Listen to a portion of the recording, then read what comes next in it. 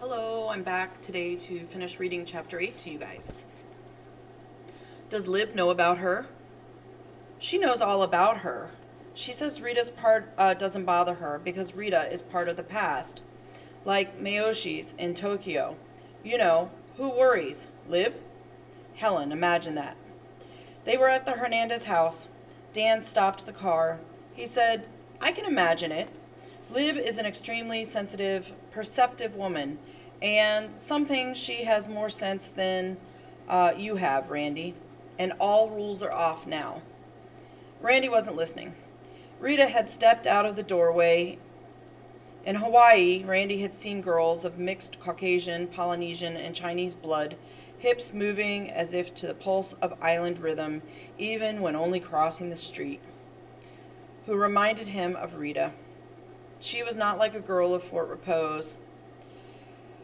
She was a child of the Mediterranean and Caribbean, seemingly alien and yet certainly American.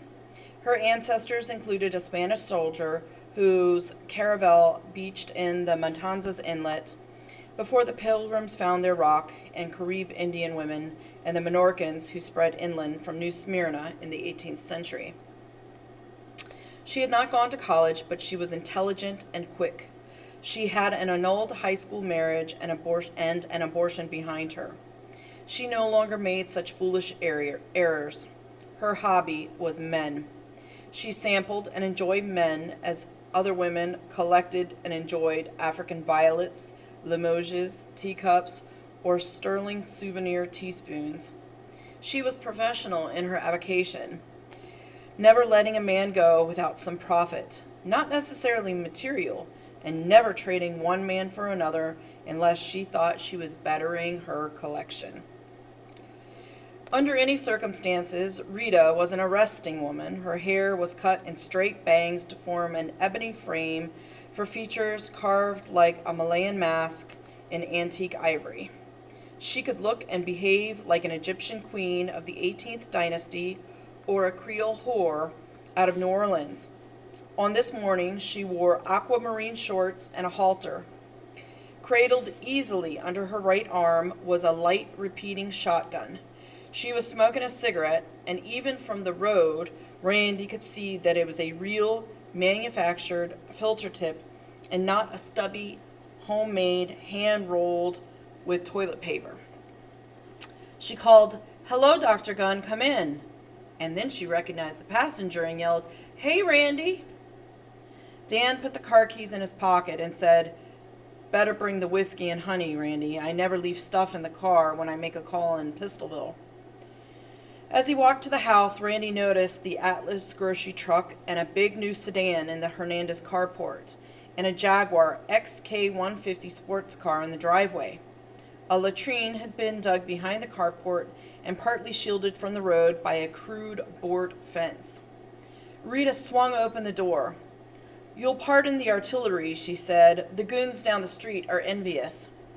When I hear a car or anything, I grab a gun. You know, they killed my dog." She was a little black poodle, Randy. Her name was Poupée Vivante. That means living doll in French. Cracked her skull with an axe handle while Peter was lying sick and I was off fetching water. I found the axe handle, but not her body. The goddamn cracker scum ate her, I guess. Randy thought how he would feel if someone killed and ate Graff and he was revolted. And yet it was a matter of manners and mores. In China, men for centuries have been eating dog stuffed with rice. It happened in other meat-starved Asian countries, and the army had put him through a survival course once and taught him that in an emergency he could safely eat pulpy white grubs found under bark. It could happen here. If a man could eat grubs, he could eat dogs. Pistolville was meat-starved, and, as Dan had said, the rules were off. All Randy said was, "I'm sorry, Rita." Randy walked through the door and stopped, astonished. The two front rooms of the Hernandez place looked like show windows in a Miami auction house. He counted 3 silver tea services, 2 chests of flat silver, 3 television sets, and was bewildered by a display of statuary, silver candelabra, expensive leather cases, empty crystal decanters, table lighters, chinaware, gold-framed oils and watercolors, some fairly good, plastered one wall. Table clocks and wall clocks raised their hands and swore to different times. Great God, Randy said. Have you people gone into the junk business? Rita laughed. It's not junk, it's my investment. Dan said, how's Pete, Rita? I think he's doing a little bit better. He's not losing any more hair, but he's still weak.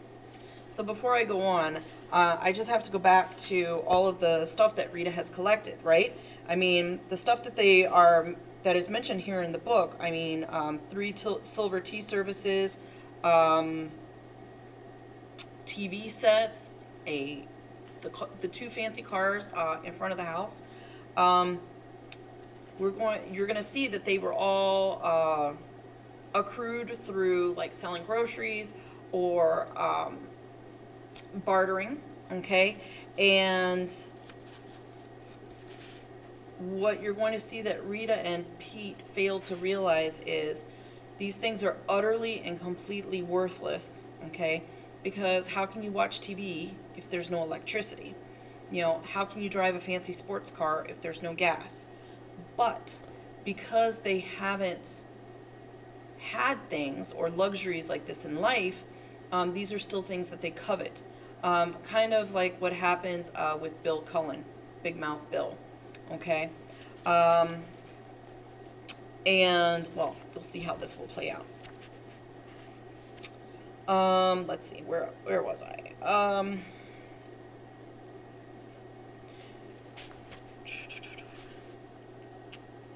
Dan was carrying his little black bag. It held little except instruments now, and he said, I'll go back and see him. Dan walked down the hall, and Randy was alone with her. She offered him a cigarette. Her perfume opened the gates of memory, the movies in Orlando, the dinners and dancing at the hotel in Winter Park, the isolated motel south of Canaveral, the morning they found a secluded pocket behind the dunes, and then were buzzed by a light plane, and how the pilot almost sideslipped into the sea, banking around for a second look, and most of all, his apartment. It seemed so long ago, as if it had happened while he was in college, before Korea. But it was not so long. A year only. He said, thanks, Rita. First real cigarette I've had in a long time. You must be getting along all right. She looked at the bottle. You didn't bring me a present, did you, Randy? The corners of her mouth quivered. She did not quite smile. He remembered the evenings that he had come to this house, a bottle beside him on the seat, and they had gone tooting off together, and the evenings he had brought bottles and gift packages, discreet gratuities for her brother, and the nights in the apartment sharing a decanter, drink for drink, because she loved her liquor. He realized that this is what she intended he remember. She was an expert at making him feel uncomfortable. He said, no, Rita. Trade goods. I've been in Marines Park trying to trade for coffee. Don't your new women like scotch, Randy? I hear you've got 2 women in your house now. Which one are you sleeping with, Randy?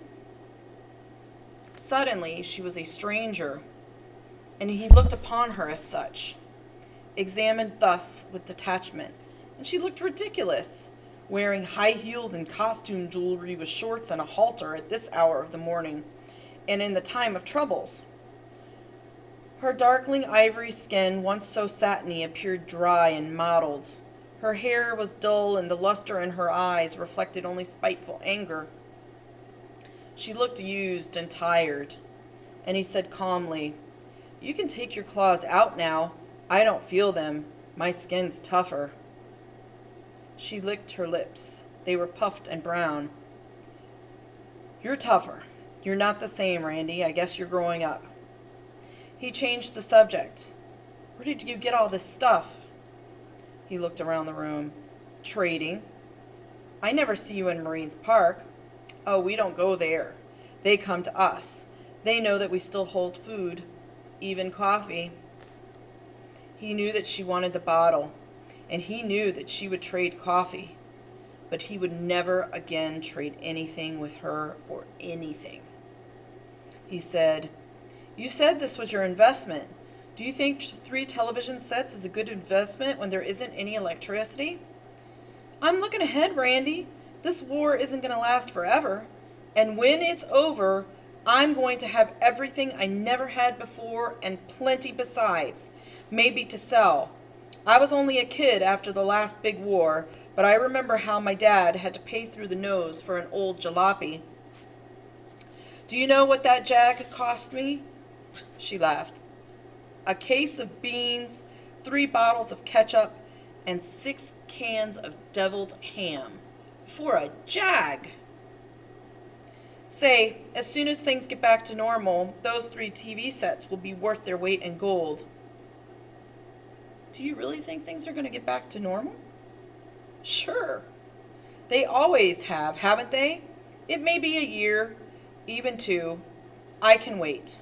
You look at those big new houses out on River Road. What built half of them? Wars. Profits out of wars. And this time I am going to get mine. He saw that she believed it, and it was pointless to argue with her. Still, he was intrigued. Don't you realize this war is different? She held out her left hand so that the sunlight glinted on the ring on her second finger. It certainly is different. Look at this.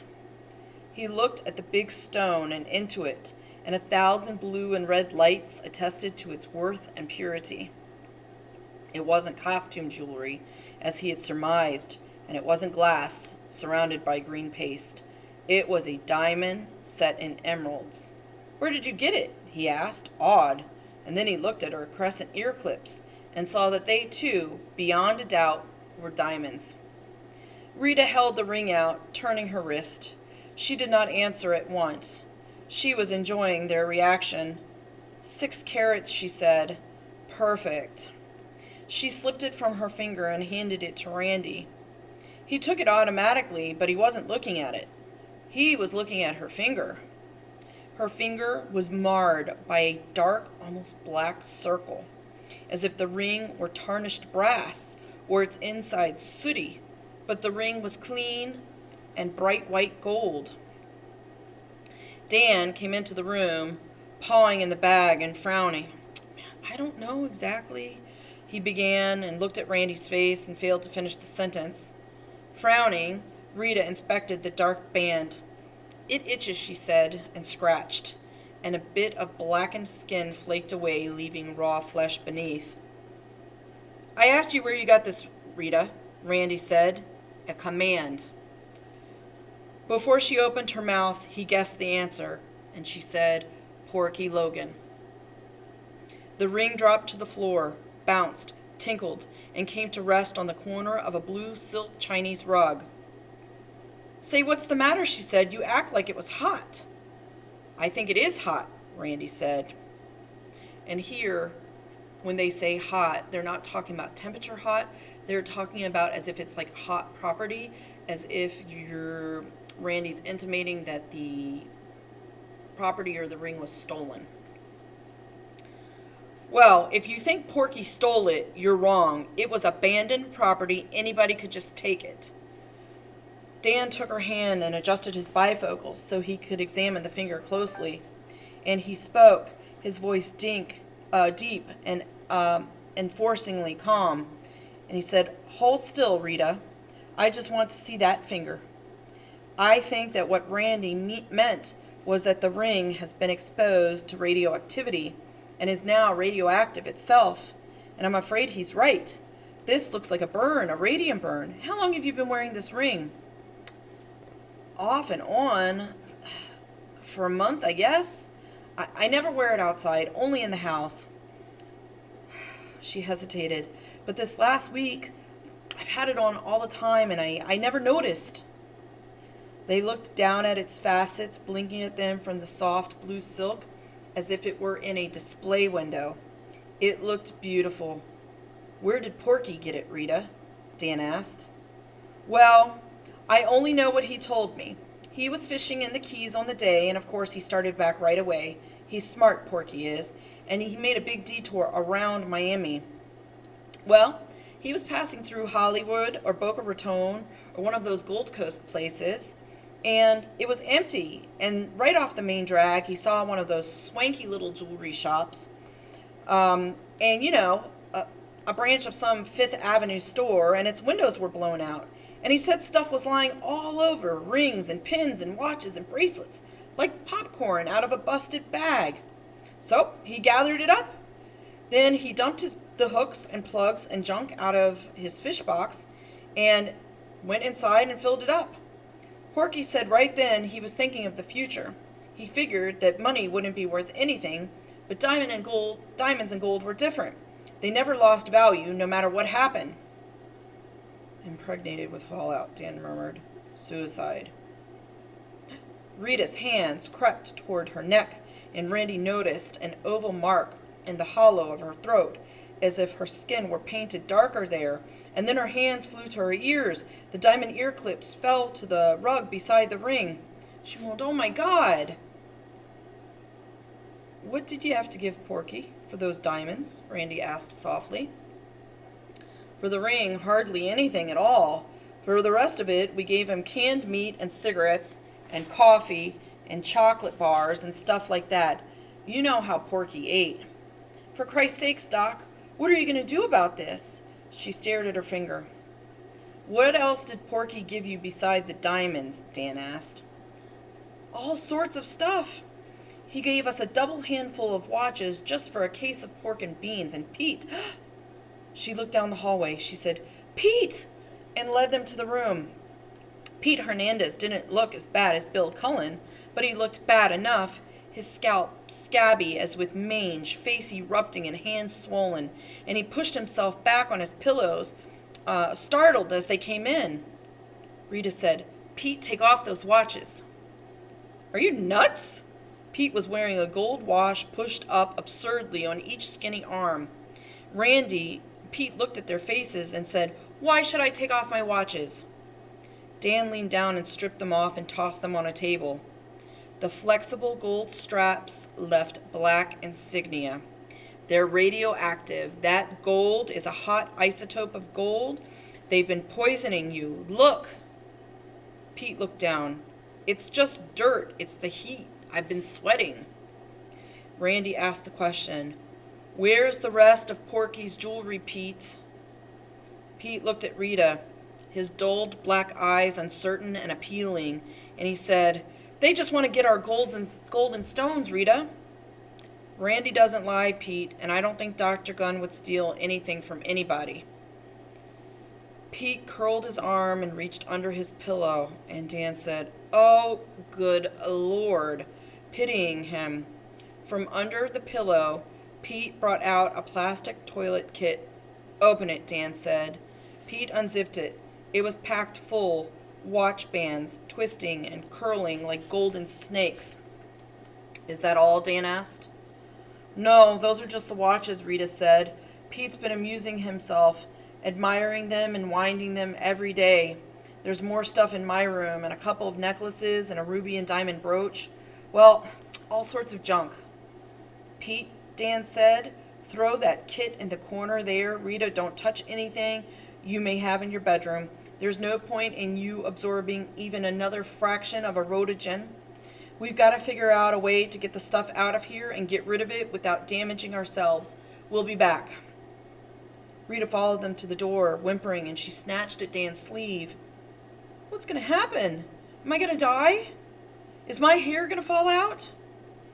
"You haven't absorbed nearly as much radiation as your brother," Dan said, "and I don't know exactly what's going to happen because radiation sickness is tricky." "What about Pete? What do I do if Pete..." "I'm afraid," Dan said, "that Pete is slipping into leukemia." "Blood cancer?" "Yes, and I'm afraid that you better prepare yourself." Rita's hands fell from Dan's arm. Randy watched her diminish, all allure, all bravado, falling away, leaving her smaller and like a child. He said quietly, "Rita, you better keep this. You'll need it." And he gave her the bottle of scotch. As he pressed the starter, Dan said, "Why did you give her the whiskey?" "I feel sorry for her. And that wasn't the only reason." If he had owed her anything before, he did no longer. They were quits. They were square. Is she going to be all right, he asked. I think so, unless a malignancy develops from the burn on her finger. Improbable, but possible. Yes, she should be all right, so far as radiation goes.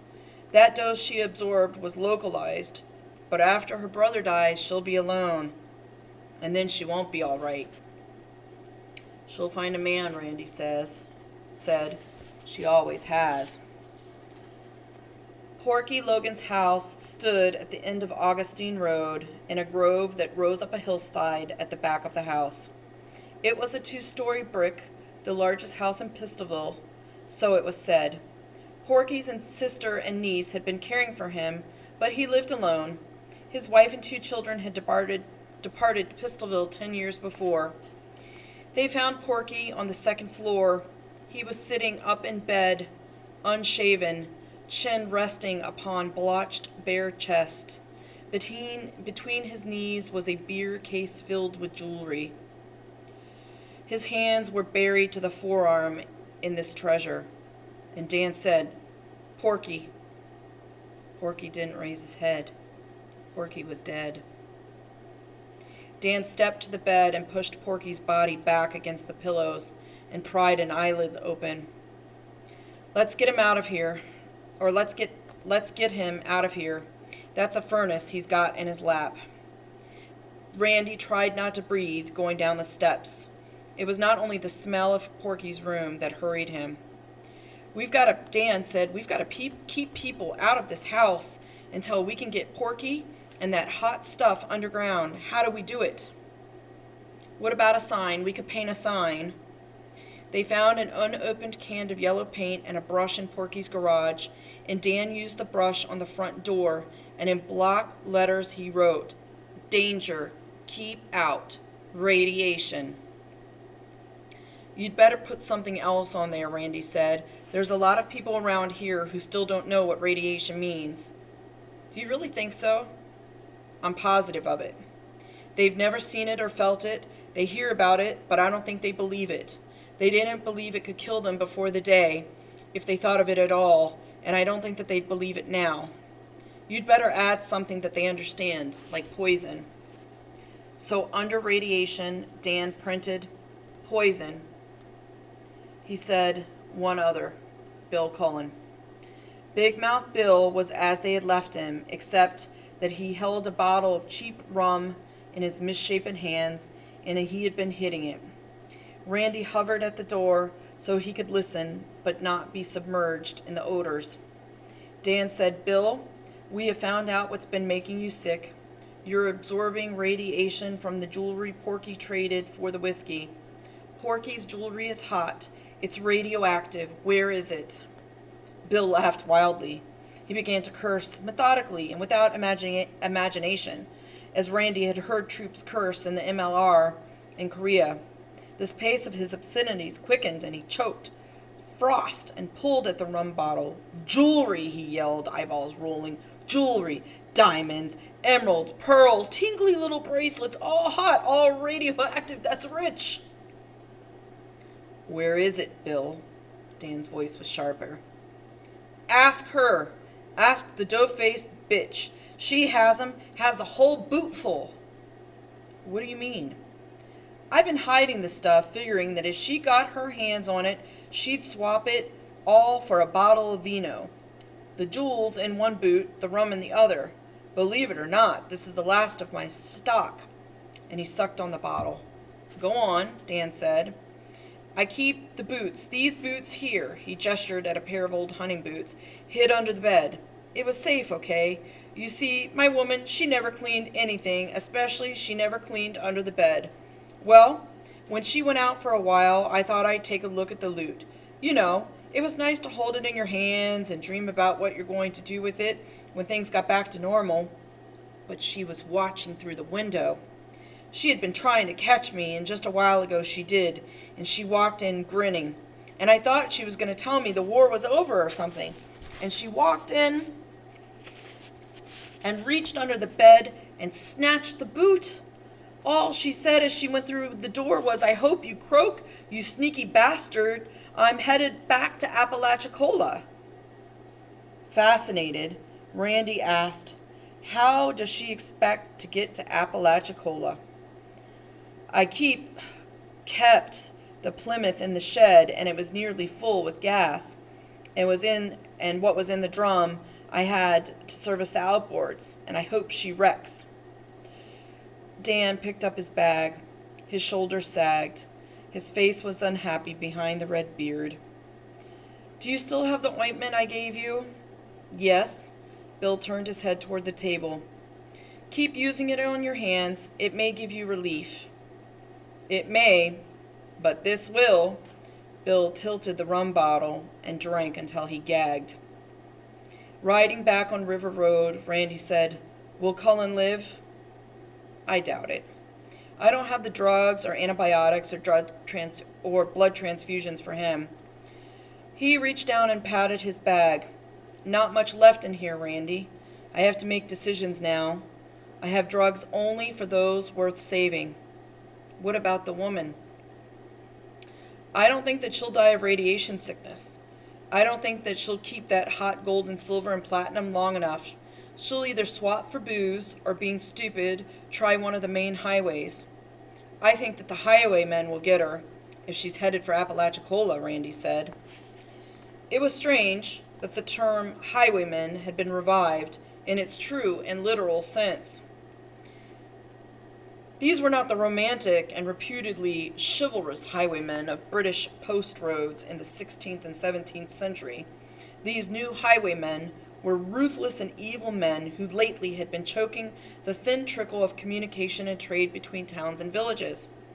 Mostly, according to word that filtered into Fort Repose, they operated on the main highways like the Turnpike and routes 1, 441, 17, and 50.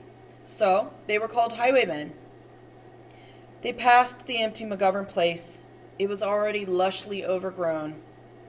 "You know," Dan said, "in a few more months, the jungle will take over."